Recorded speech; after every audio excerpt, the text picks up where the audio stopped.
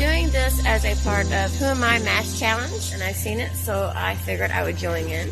Who am I? Who am I? Who am I? I'm American. I am a mom. I'm a daughter.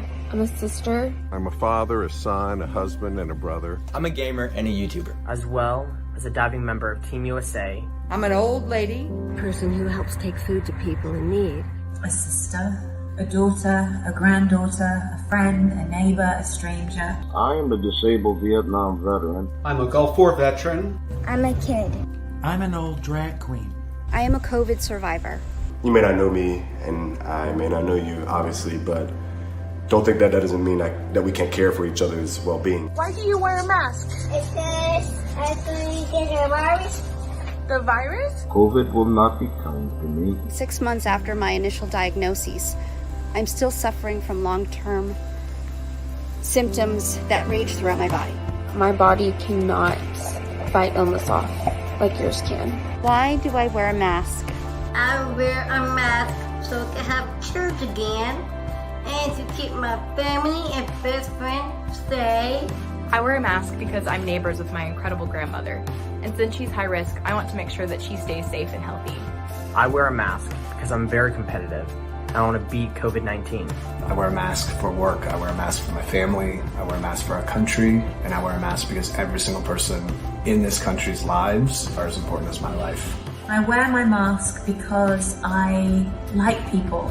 I believe in science. But I still love seeing my friends in person. I wear a mask to speed up that process so I can be with them again. I wear a mask to honor the first responders that work in law enforcement and the hospitals. I wear my mask so that I don't get sick and so I don't get anyone else sick. So that I can get into the medical field to help others battling COVID-19. So that my dad can visit his bride, as he calls her, of 70 years at her assisted living facility in person and hold her in his arms again instead of having to see her through a pane of plexiglass. I wear a mask because they work. I wear a face mask to protect you. To protect those that I love and protect myself. And even protect people I don't care for that much. It's the right thing to do. If you don't wear a mask, can your family get sick? Yeah. Can your friends get sick? Yeah, and we don't want them to get sick. It's like wearing a condom, folks. You know what? It's for protection. We all depend on each other. We all survive together, particularly in this pandemic time. These days of COVID are scary for all of us. But there is one thing all of us can do to protect ourselves, and that's wear a mask. So wear a mask every time. When do you put it on? When you're outside? When you're at the store? Yeah. And so you don't get other people sick, and you don't get sick. The CDC estimates that if 90% of Americans wear face masks, the spread of COVID-19 can be contained in the United States in less than 3 months. Less than 3 months before we could begin to get our lives and jobs back again. It takes about 2 minutes to shoot and post one of these videos. That's less time than it's taking you to watch this one. Who are you? Let us know. The welcome page of this website will tell you how to get started shooting and posting your video to tell the world why you wear a mask. And you know, there are upsides. In my mask, I've been mistaken for George Clooney, Tom Hanks, and Judi Dench.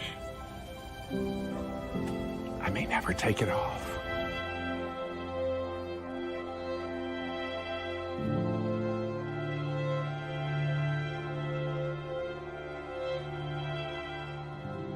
Please wear a mask.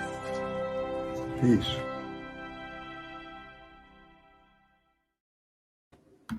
Hi, everyone. Thanks for joining me this evening in the Locker Room. I'm Alan Locker. William Lucas Walker, an Emmy Award-winning television writer and producer of Will and Grace, Frasier, and Roseanne, lost his 93-year-old mother to COVID-19 on January 4th, after an infected healthcare worker treated her without wearing a mask. Bill's mother passed away 2 weeks later. In response to his mother's death, he created the Who Am I Mask Challenge, a grassroots social media PSA campaign aimed at reminding people that masks remain the best lifesaver against the COVID-19 pandemic. Responding to President Biden's call for Americans to mask up for his first 100 days as vaccine rollouts continue to move forward and to honor his mother's life, Walker is posting a new video each day on his website, whoamimaskchallenge.com, where both everyday Americans and celebrities answer the question, why do you wear a mask? I personally wear a mask because I'm a husband, a brother, an uncle, a friend, a neighbor, and I wear it to protect you and to protect me and to protect everyone I come into contact with. I don't question it. I don't question putting on a seatbelt in the car or on a plane. Just those little things can save lives. Why wouldn't I do that?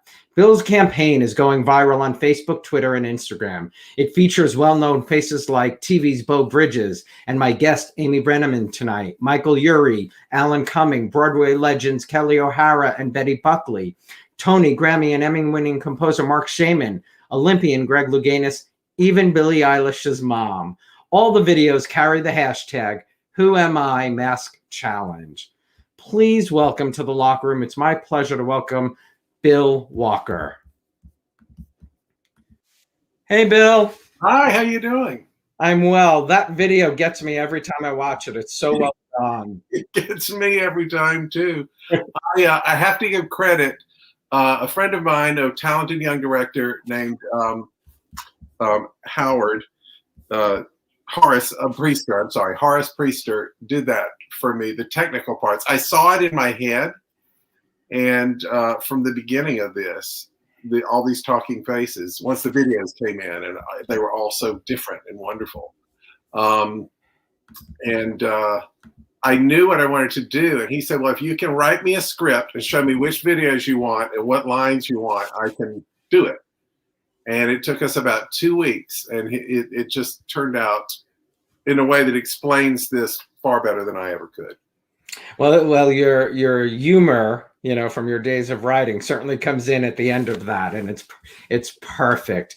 But, losing your mom, losing a parent stinks, as I've lost mine, I know has inspired you to really focus on these 100 days. But before we get into the Who Am I Mask Challenge, talk about your mom. Tell us about your mom.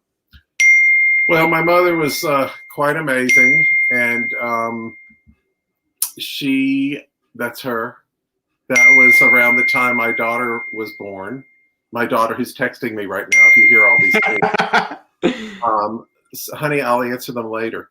My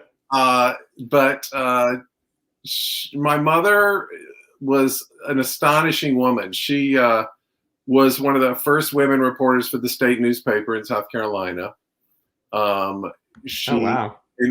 During that time, she actually interviewed the President of the United States. She interviewed Ike Eisenhower the day after he was elected, which was a big scoop for her. She ended up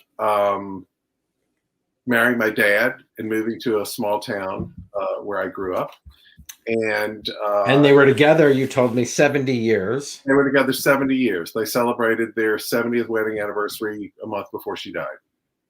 And it was the one time he was allowed, after COVID, to go into her assisted living facility and actually see her in person.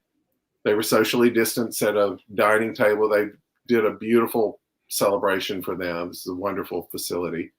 And they had cake and goodies and flowers and their wedding photo. And they got to sit there and reminisce about their wedding and their honeymoon all those years ago.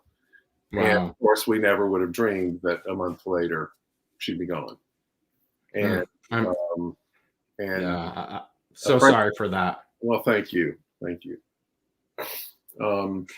Well, let's talk about the campaign, because you actually started the campaign back in July, like you just said, never imagining that you would be directly impacted by COVID-19. But what prompted you back in July to start this? Well, in July, the director of the CDC, I think William Redfield is his name,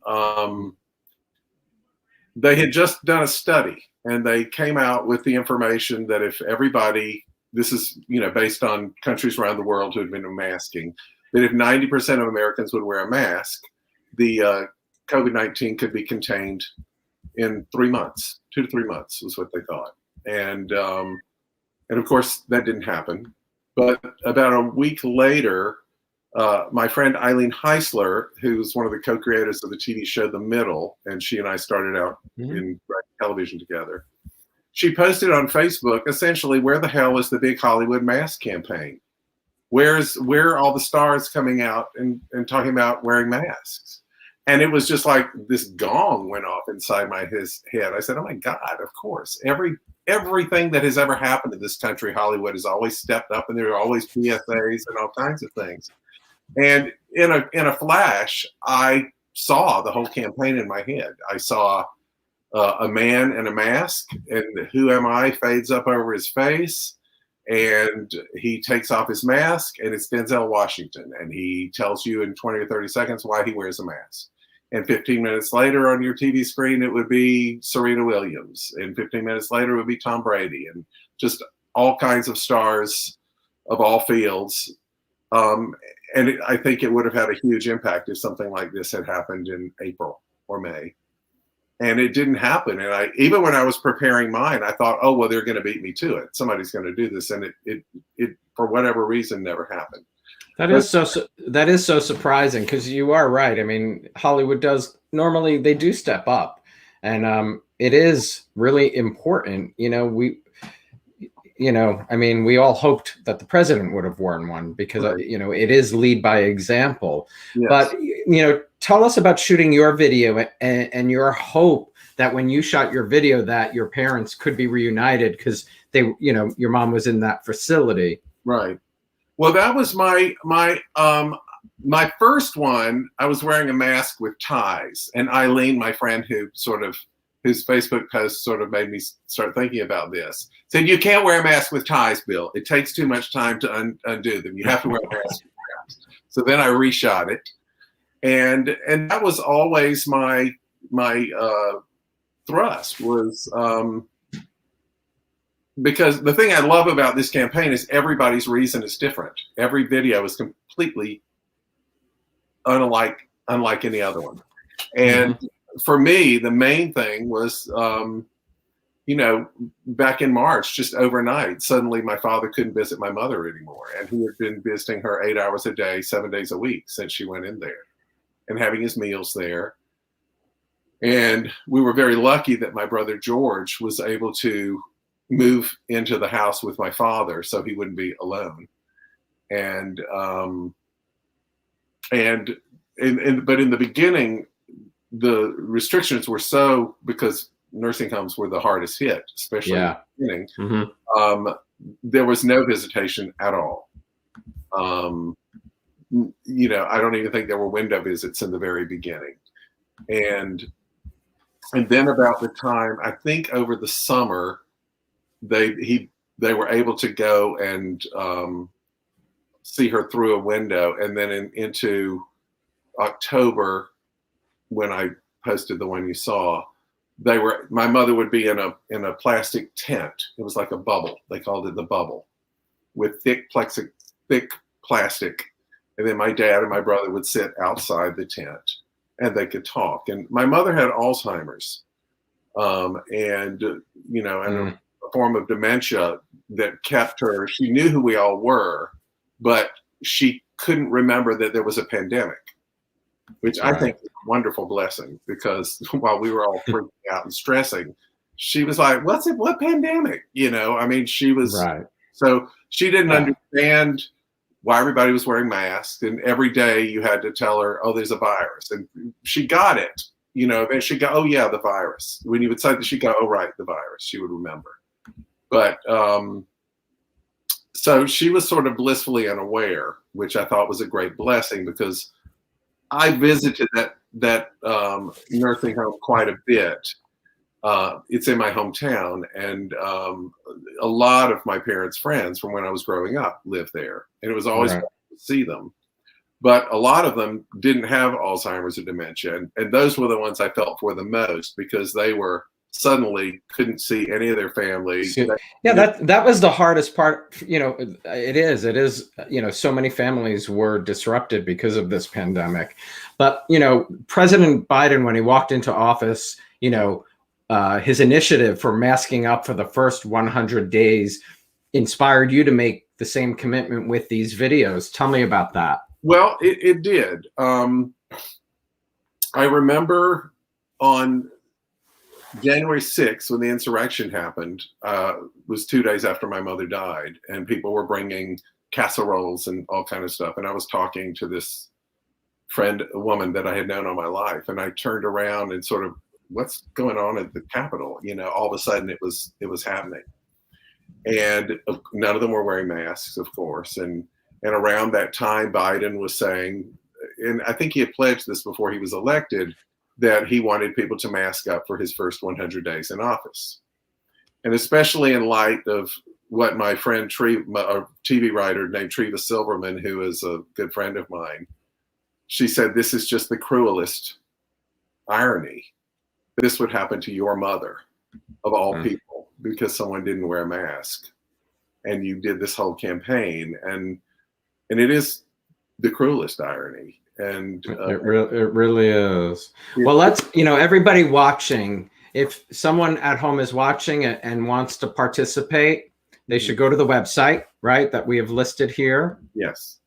And they'll land on the page that has that mosaic that you played, but up at the top there are tabs, and if you go to the welcome tab, there are instructions on how to make your video, and I'll tell you very quickly how to do it. You make a sign that says, who am I? And then who am I mask challenge hashtag. I like, the first person who did this was Billie Eilish's mother. She said, Bill, you can't do this thing where you have to fade, because I've been doing them on iMovie, where you fade the thing up. She said, if you want this to go, you know, people are going to have to be able to write it. So Maggie Baird, Billie's mom, did hers on the top of a pizza box, on the inside of a pizza box. And she just scrawled, who am I? And it was great. And the next day, all these Billie Eilish fans from around the world were holding up their little signs and talking about what the pandemic was like in Russia, and what the pandemic was like in Spain, and what the pandemic was like in Venezuela. It was just crazy. And they now have their own page. It's called Billie Fans for Masks. It's on the website. Oh, that's great. The Maggies but what you do is you basically hold your sign up with your mask on. I don't have mine with me right now. Don't tell anybody. And just like you did yours today, and you put the sign up, you take your mask off, and in 20 to 40 seconds, you just tell why you wear a mask. You say, "That's great. Why I wear a mask?" And you don't because I wanted a movie star to have no more weight than the 3-year-old boy who did one. So nobody says their name; they just identify, I'm a father, I'm a son, I'm a wife, whatever they are, and then why they wear a mask. And some of them are very funny, and some of them are very moving and serious. Well, yours was very funny, but let's meet two of your friends who are, I'm lucky that they have said yes to join you today and who participated in the challenge.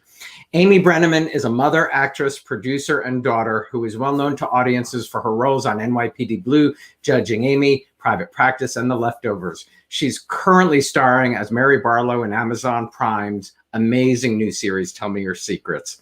Last year, Team USA diver Jordan Windle had to put his Olympic dreams on hold after COVID-19 forced cancellation of the 2020 Games in Tokyo. This week, with a string of perfect 10 scores, Jordan led his Texas Longhorn team to victory in the 2021 Big 12 Conference Championships, becoming the first diver ever to win all 4 platform events. Next up, the Olympic trials. Please welcome to the locker room. It is my pleasure to welcome them both, Amy Brenneman and Jordan Windle. Amy, Jordan, thank you both so much for being here. Thanks for having me. Thank you, guys. Do you remember, did Bill reach out to both of you? Amy first, did he reach out about this challenge, and what did you think? I think I remember seeing it on Facebook. I'm not a huge Facebooker, and there's so much going on this year. I remember seeing like, oh, Bill's doing a cool thing. And then I think through All Saints, we go to the same church in Pasadena. But it wasn't really, I wasn't really focused on it. And then I remember it was after the summer where I think you emailed me and you said, I'm doing this thing. And it seemed just awesome. And then I sort of did mine and was so, and I will say this, I didn't know what was going to come out of my mouth. But what came out of my mouth, I was like, yep, that's it. That's why we're a mask. So it's sort of an opportunity for me to go like, why do I? I mean, there's a million bigger reasons. Yeah. My reason. Well, I'm gonna play your video right now. So let everybody see why you wear a mask.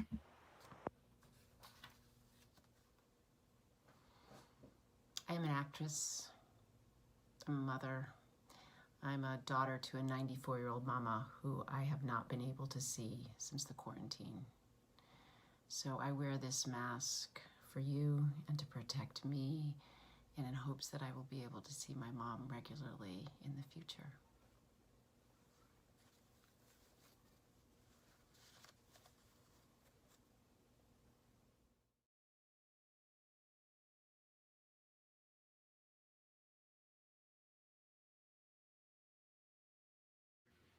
It really is, that simple. We all, it put a stop to many things for so many of us. Yeah, for sure. And I didn't. Yeah, I mean, Paul or Bill and I have been walking the same path. It's so interesting. Now we with your moms, yeah, for sure. Yeah. And Jordan, for you? So I actually heard about it from my dad, and he told me how inspiring this movement was. And I really wanted to be able to share my voice a little bit because I've grown to want to be a role model to a lot of divers and a lot of younger people. And this was the best way for me to do that. And so it took me a few tries, messed up a few times, but got what I needed to say. And here we are. Well, that's very funny, Jordan, because I taped mine this morning and had a few tries, and then I realized I left out my husband and nephews when I said I'm a yeah. So I said it earlier in my intro, but I did forget them. But let's take a look at yours, because yours was just amazing, as well as Amy's.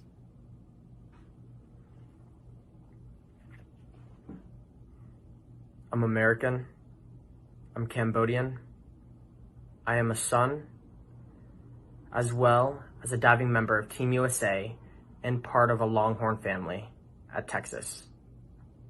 I wear a mask because I'm very competitive and I want to beat COVID-19. We all are part of a team.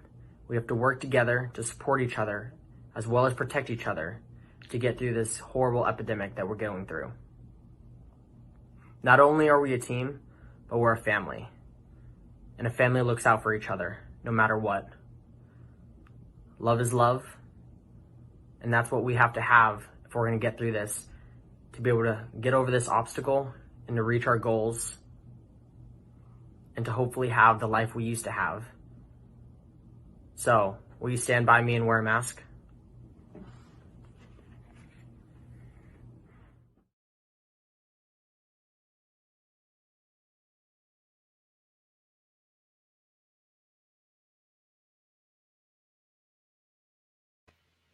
I love that too.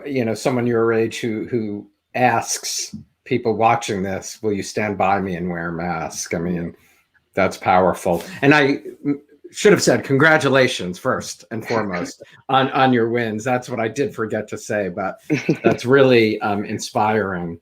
Thank you so much. When I met Jordan and his dad, I think you were 12, weren't you, when the book came out? Yeah, around that age, yeah.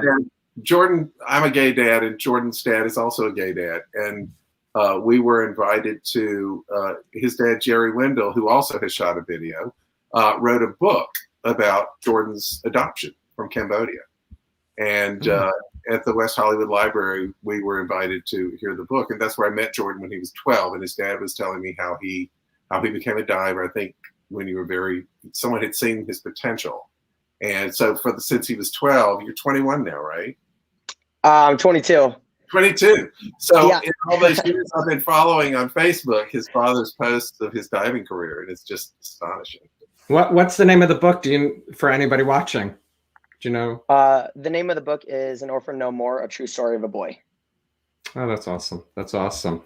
Amy, we had emailed and I wanted to ask, can you, what you just said about your path with Bill, about, your moms, can you talk about how the pandemic affected, your the elder care, Yeah. Yeah. We were just right in it. She was 93. Her birthday's in July, so she was 93 when lockdown happened. She has Parkinson's. She has this and that, but she was actually quite stable for a number of years. And then at the end of April, she fell. So she was in a hospital, and I couldn't get to her. I mean, I kept saying, and these nurses that are just, I love when President Biden talks about like their angel, because like with their own iPhones, holding them up. And she's like, "Where are you?" I was like, "I'm 10 minutes away from you, but I can't get to you." And so we had many months of that. And then she got a couple diagnoses. She got a diagnosis of multiple myeloma, which was this cancer, which is treatable, but should we treat it? And then she got this wound, stage 4 wound, where you really have to be in a hospital. And so I put her into hospice. And I moved her into this much smaller place where I can see her, because there's only about 2 other people there. And now everybody's vaccinated. I mean, it's sort of things are looking up. But she is in hospice. I mean, we are spending, but for a night, and she doesn't have Alzheimer's, but she does get confused. And imagine being in and out of hospitals with, like, not only is family not there, but you can't even see, it's just, I can't even, I wasn't hospitalized during that time. I can only imagine that. Dealing with doctors, and it's like a space, like as if you're in a foreign planet, and they're, not sure. I mean, I've just been blown away by to a person. I mean, they're assholes along the way, but like, she was hospitalized so often. And then now what's interesting is, even though she is, we're not treating the cancer, and so we're, but she's pretty stable for today. And I will say, being in one place, having 2 wonderful women look after her, she's a little bit more with it, because there isn't so much, Oh, I'm sure those hospitals were chaos during. Totally chaos. Chaotic, and I couldn't. Yeah, I mean, it was really dark. I mean, I did say, in like May, she was hospitalized, and I thought, man, she's going to get COVID and die by herself in a hospital. And I'm very grateful that didn't happen, and it really won't happen, because now she's in hospice, and she will. When she does go, she won't die the way so many people have by themselves. I just can't even. I can't either. I mean, holding up an iPad or an iPhone, correct. I mean, when this is over, those angels are, we have to acknowledge that, the president did that beautiful ceremony for the over 500,000 who passed away. But at some point there needs to be like a national thank you to our healthcare workers for what? My daughter shot a video, and she is at the University of Portland in nursing school, and just let us know in the last 2 or 3 days, when I was getting on a plane to fly back to LA after being with my dad for 2 months, that she wants to go into pre-med. But in her video, she talks about, I want to fight COVID-19. She wants to get into her grandfather's, my dad's a doctor. She wants to go into that field, the battle with COVID-19. And they are astonishing, these people. My mother had great care. They were so careful that all it took was one slip. One person, it wasn't even a slip, but it was one person who just didn't want to wear a mask when the door was shut. And when did you connect that was connected to her death? Like, when was that? Did you know right away? Was that? We knew when I got there. I was in this very room when we got the call, and all we knew was that she had been exposed by someone who came to her room, but there are a lot of people who do that, and they were all, but it wasn't until after she died, and we were very lucky because we thought we were going to have to say goodbye through a window when I flew home. And that was like 24 hours before she died. And my dad and I had to go to her window, and he tapped on it, and her eyes were closed. And she had moved into hospice care in the COVID wing there. And he said, Betty, Bill's here. And she opened her eyes and looked at me.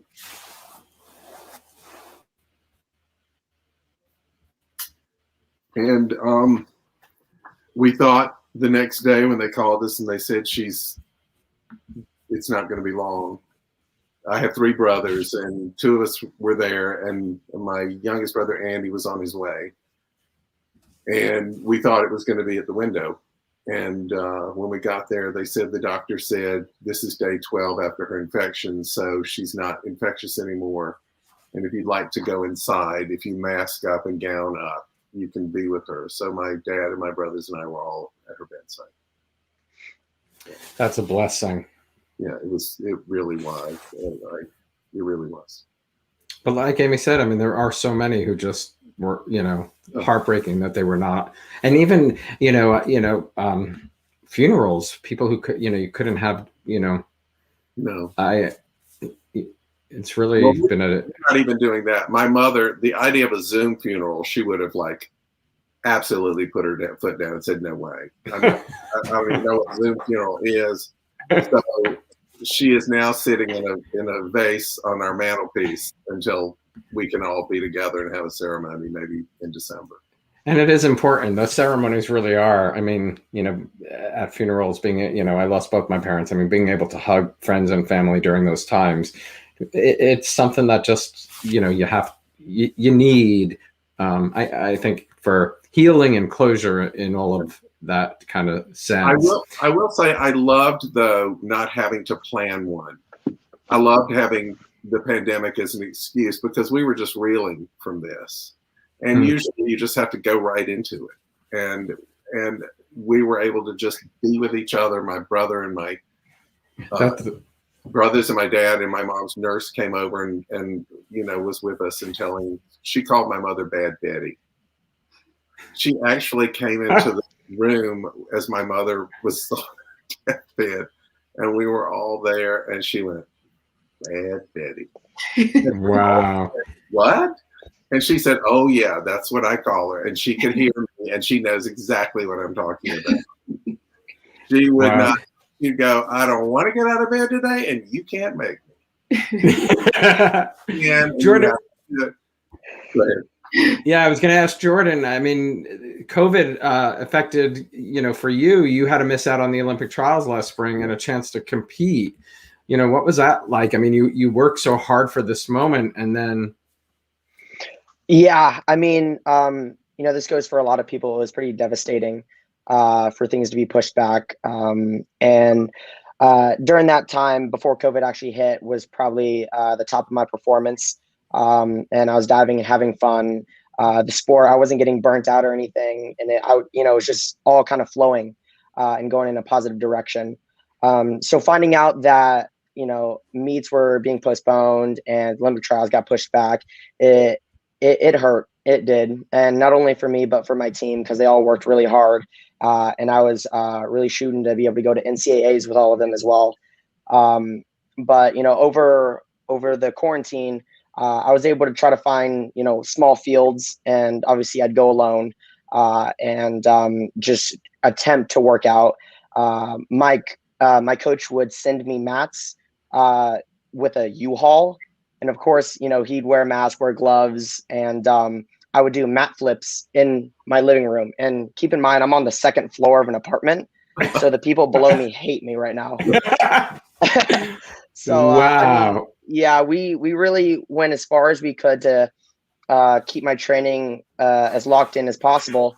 And, coming into this year, I mean, so far so good, and, still smiling. So. Well, it paid off, Wednesday night when you became the first diver to win all 4 of those platform events in the Big 12 conference. How did that feel? Oh, that was exhilarating. That was amazing. Obviously, we didn't have the audience that we're used to, but overall, you know, I would text my dad during events and he was always there with me. And my coach and my team, very supportive as always. And just being able to make everyone proud and push past this obstacle, you know, it has been amazing for me. So we'll keep going. Well, Jordan, Bill, where can people see your dives? Your dad posted them on Facebook. Is there a place? They were astounding. Well, here, let's take a quick look because Bill sent me this and we love the ending of it because it's very, it's why we're doing this show today, you know, what you do. So. He's already clinched the title. His last competitive platform dive at Texas happens right now.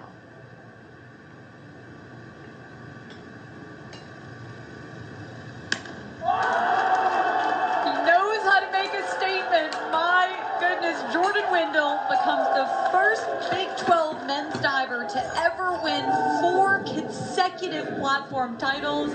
It's an Olympic year. You're absolutely an Olympic hopeful. Jordan Windle, what needs to go right for you for us to see you compete in Tokyo? I really hope COVID goes away.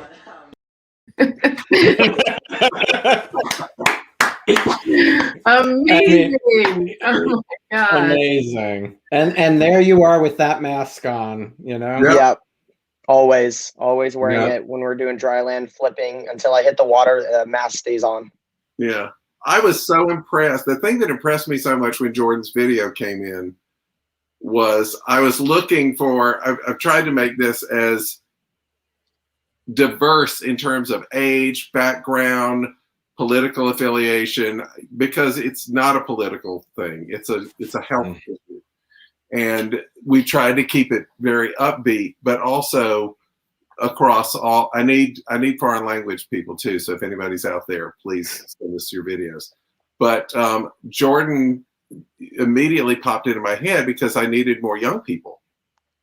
And, but when his video came in, I was just blown away because I was thinking, oh my God, he could just be moping about missing out on his shot for the Olympics, but he's not. He's just becoming a leader and an example for rallying everybody to fight this together as a team and a family. And it was just a knockout. Well, the whole thing is it's an opportunity for everybody to do that.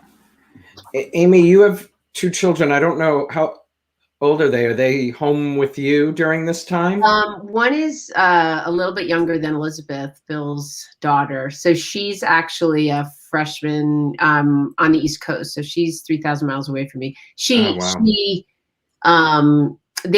a really small program. So they were able to have these pods. So she did about 2 months in the fall, came home, and then we dropped off a couple weeks ago. Yeah. But they're amazing. I mean, and then my son is in 10th grade and he's been home.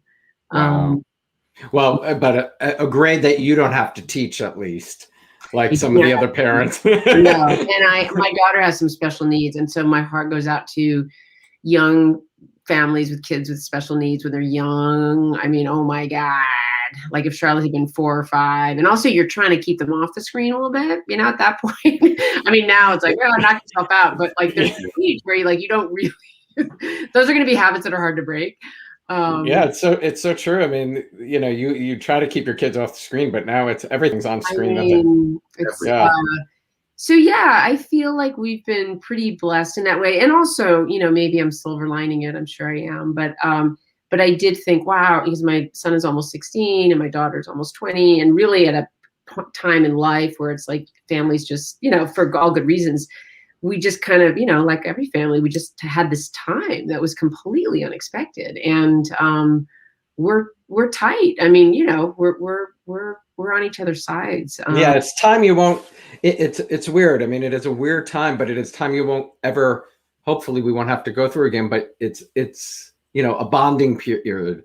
Well, it is. And I mean, it's funny, like Jordan, I so loved what you said in your, in your video, because I think the real bummer was when it got, I mean, everything was politicized with the last presidential administration. Everything was politicized. But what you said, it's like, it's the team. It's like humans against COVID, right? If you're going to do us against them, it's like we're all human beings and we're all susceptible to this thing wherever we're on the globe. And I remember saying to my daughter, actually, because she's been pretty good about it, but there was one point, I feel like it was last spring, where she was like, you know, I wish I could go back to school, because she loves school. And I looked at her, I was like, okay, this is probably the only time every single person on the globe, not just in California or in our country, every single person is like, I wish I could go back. So there is something incredibly unifying.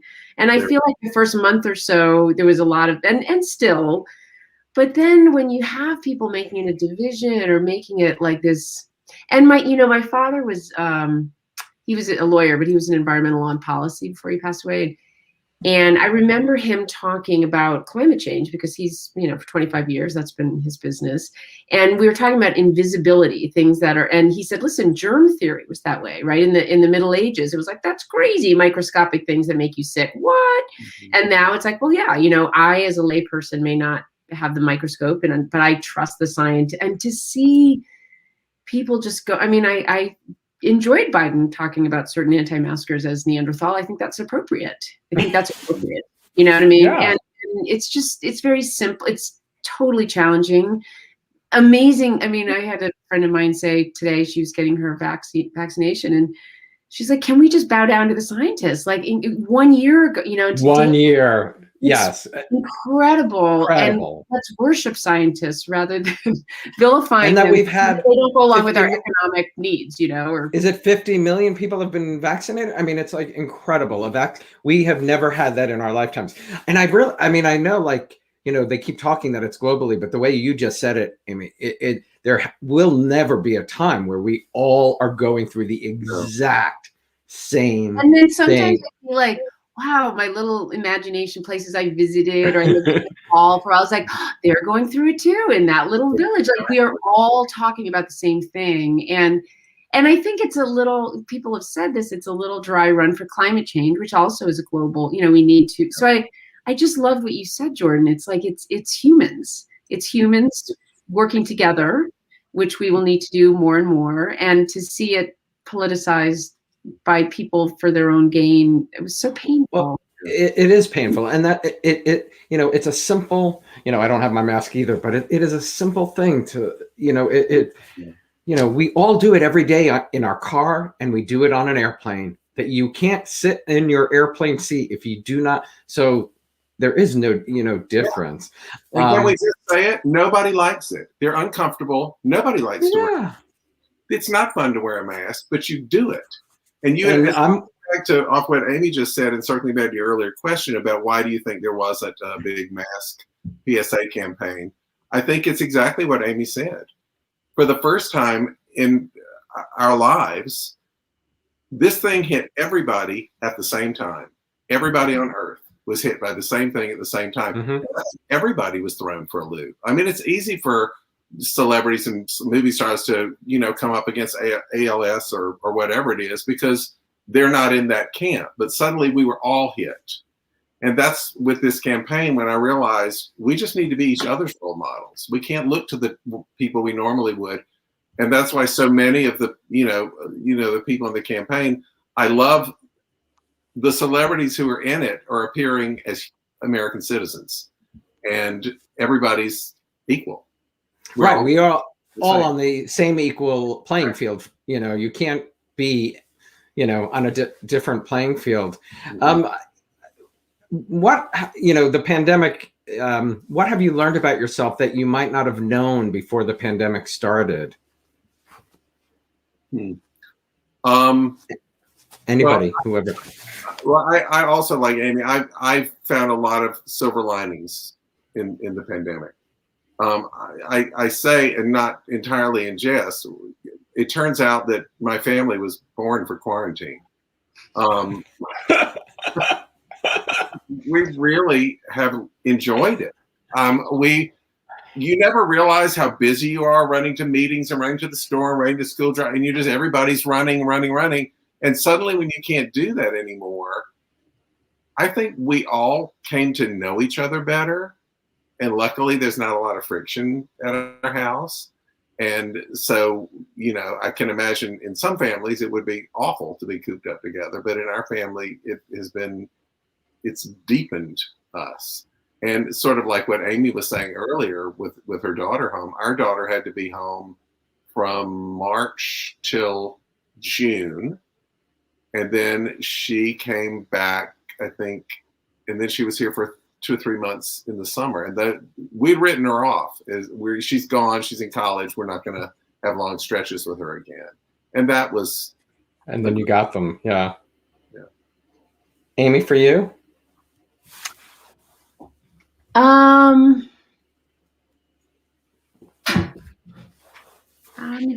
feel like lots of things. I will say I was on this. I'm not an Olympian, Jordan, but I was on quite a ride.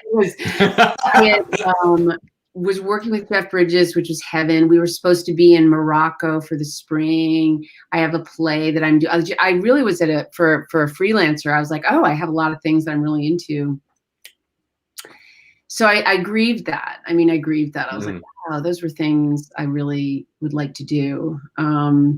So it took me a while to sort of get it. But I think the silver lining is nature is huge. I walk and we go to Massachusetts in the summer, which just nature is, because I'm not running. Yeah, first of all, as an Angelino, and my daughter for 4 years went to high school in Pasadena, which, she basically was in the car for about 2.5 hours a day, which we didn't even think about. And now I'm like, wow. So all of that went away. And just walking, I would say nature, my family. I wish I was a better Zoom socializer. I'm a social animal. Normally I'm the last one at a party. I eat people up, but on Zoom after about an hour, I'm like, check out.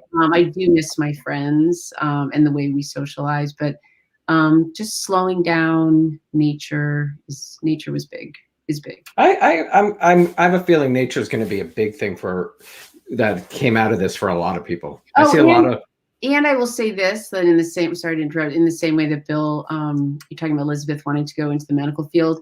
My son, very much looking at the shit show of this past year, wants to go into law and politics, and actually on the 6th, he wants to be a Senate page. And on the 6th, I said to him, how you feeling about it? He's like, I'm in. It's almost like signing up for the army. It's like, it's such a mess. It's so craven. And that's been really beautiful, really beautiful. So we've, I would say around the time of the election, it was very difficult to regulate and to get off, because this was the only way we were getting information. And yet if it leads, it leads. But I've learned a lot about self-regulation as well. Because the regulation didn't come in the normal ways or from external, I had to self-regulate a lot more. And Jordan, for you? So I think something that I've learned a little bit, and I've talked to my team about this, is being accepting of sacrifice. And at this point right now, and with the vaccine being spread across the world, and hopefully it reaches everyone in time, but being okay with giving up small things like being in big groups and in rooms. We can't be doing that. And I at the beginning of the year, before school started, me being a senior, I wanted to at least address the importance of being okay with sacrifice to my team. And I just let them know that, we're playing the end game at this point. We're trying to go to the Olympic trials. We're trying to go to the Olympics, NCAAs. And the only way to do that is to follow the COVID guidelines and be smart. And, like Amy said, we're all a team. We're all a family. And we're not going to be able to get through this without each other. That support in itself is what's going to get us there. So. Amen to that. It really, really is. It must be so hard too. The younger, like you guys, are in such a social moment too. It's Yeah, it is tough. And, you know, every other week or so, I try to get on a Zoom with the team and just talk in general, just so that we can, you know, have some sort of social connection. Obviously, it's not the same, but it's the best thing I can do at this point to make sure that we're all staying safe and no one has to quarantine, so that we can keep moving forward. Yeah.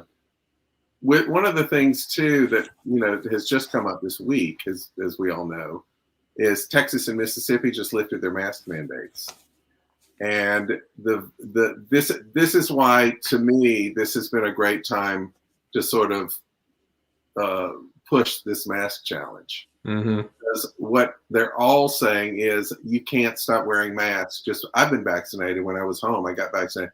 But I just got home 2 or 3 days ago, and I'm quarantining in my house. I'm sleeping in a separate bedroom. I'm wearing a mask around my husband and son for at least 10 days because those are the rules. You know, they don't know yet if you've been vaccinated. I'm not going to get sick and go to the hospital, but I can still spread it to somebody if I get it. And we don't know how yet, but it's better safe than sorry. So this is not a time for everybody to relax the mask wearing thing. One of the things I've always liked about this campaign is that it's finite. There's going to be a day when it ends, but it's not here yet.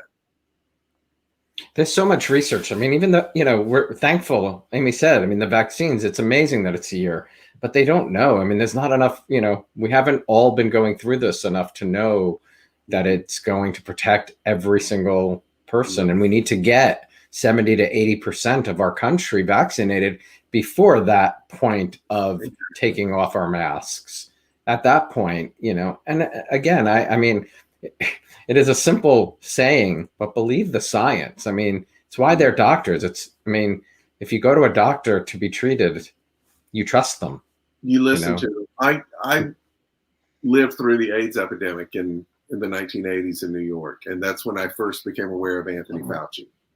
And I was a member of ACT UP, which was an activist group of mostly gay men, but a lot of wonderful women were in it too. And it's when that pandemic was just decimating thousands and thousands of people that we all knew.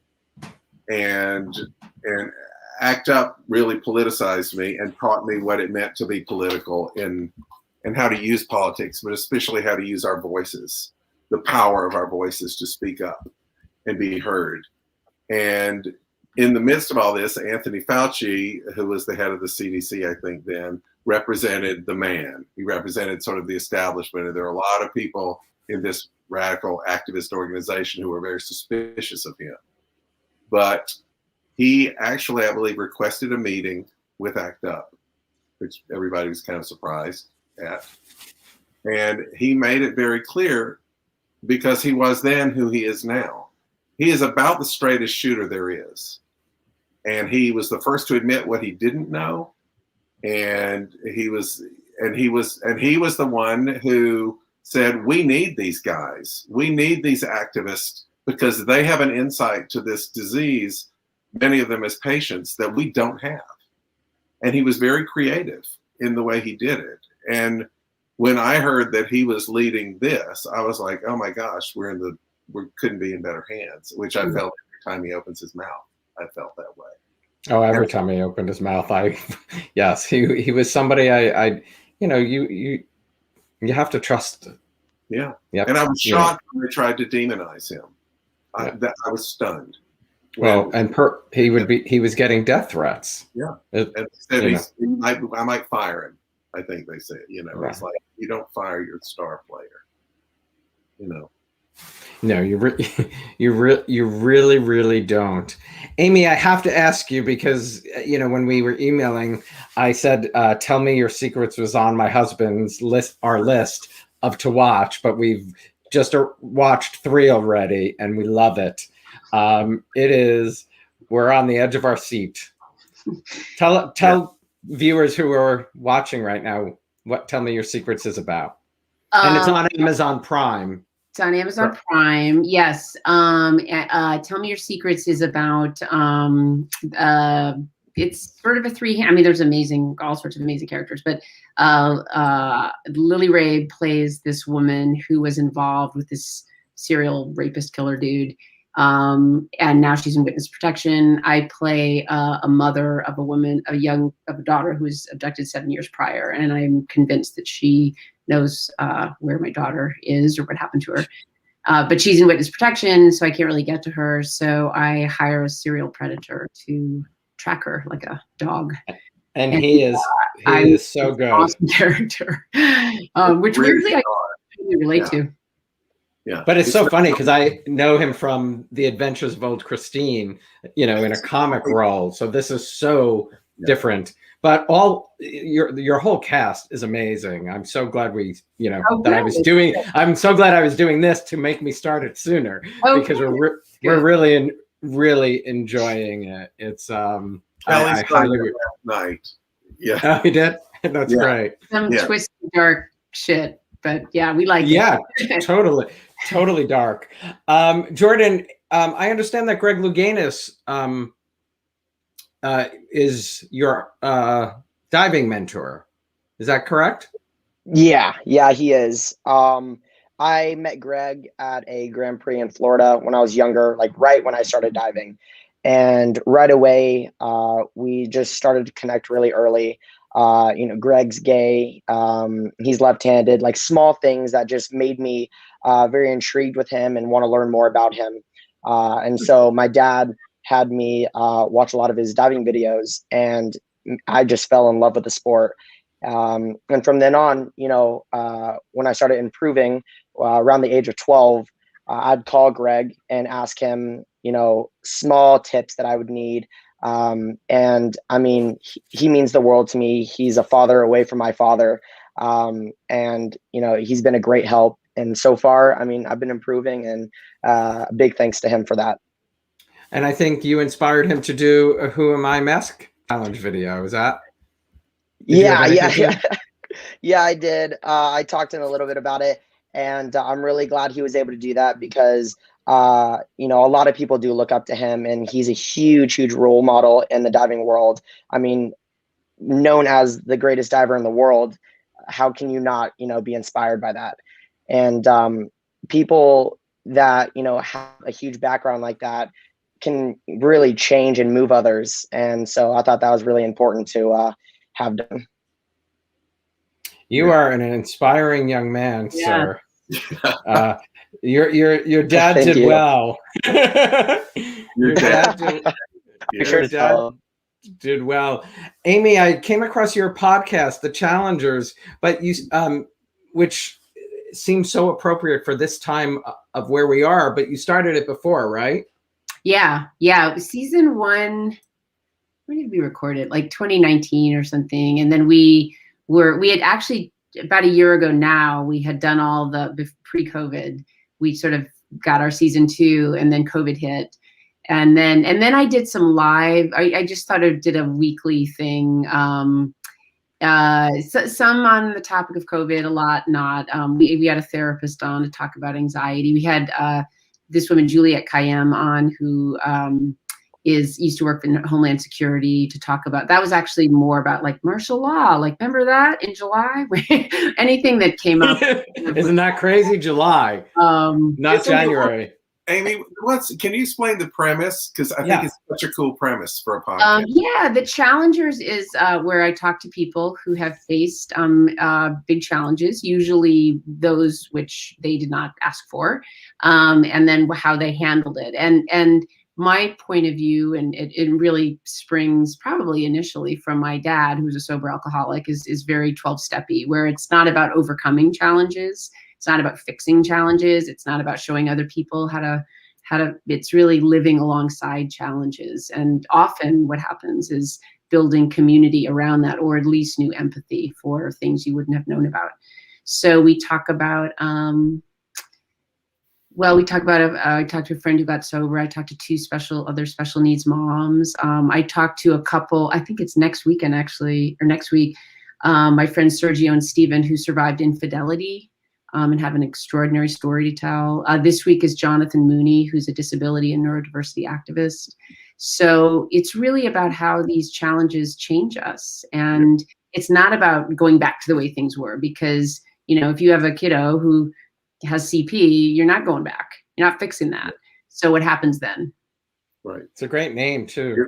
It's a great podcast. I've listened. Yeah, it's great. And I know it's on Apple, but is it on all of them? Yeah, I think The Challengers with Amy Brenneman, you'll find it. Yeah. And this season, I also talked to my friend Kate Walsh. I talked to John Forte, who is a member of the Fugees, who spent 7 years in federal incarceration. So a challenge you wouldn't look for, being in prison. So it's, they're good. Do you enjoy those conversations? So much. Oh yeah. People are so honest. And, you know, I'm a 12-stepper myself, and I've always thought, like, wow, like people in the rooms are just so, when people are safe and to be their authentic selves, they're poets. I mean, the way they put words together is always moving to me. And then the response of like, and I do think it's a sneaky point of view on challenges, which is probably a little anti-American, but it's not fixing it.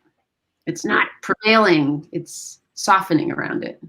Yeah. But it is so interesting because conversations just like the one the four of us are having and what you do in the Challengers, conversations change the world. I mean, if you're, you know, you have to talk to make change.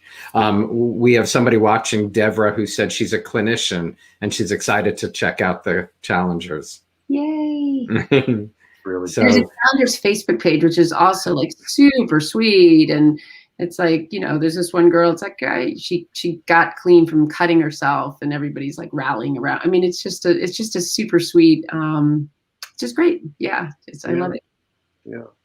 Well, thank you all so much for being here, Bill. Best of luck with this campaign. WhoAmIMaskChallenge.com. Take the challenge, make a video. And I challenge everybody who's watching this to shoot a video. Jordan and Amy would takes about, well, Jordan, it took a few tries. Me too. It usually takes less than 5 minutes to shoot. Mine took a while because I wanted to look pretty. But if I hadn't, thinking about you look great.